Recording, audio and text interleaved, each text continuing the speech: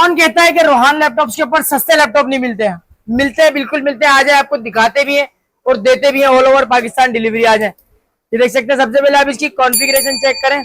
इसके अंदर आपको मिलने वाला है i5 का जनरेशन 5 का प्रोसेसर। ठीक है, इसके अंदर आपको मिलने वाली है 4 GB की रैम और इसके अंदर आपको मिलने वाली है 500 GB की हार्ड ड्राइव। साथ इसके अंदर आपको मिलने वाला है फिंगरप्रिंट।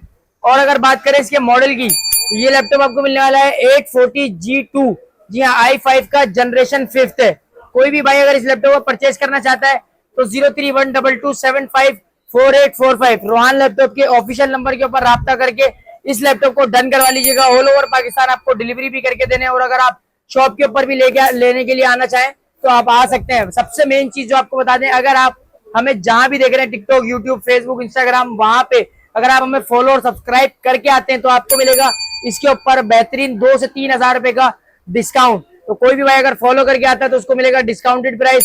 चलते हैं, फिर मिलेंगे किसी और वीडियो के अंदर। शुक्रिया, अल्लाह हाफिज।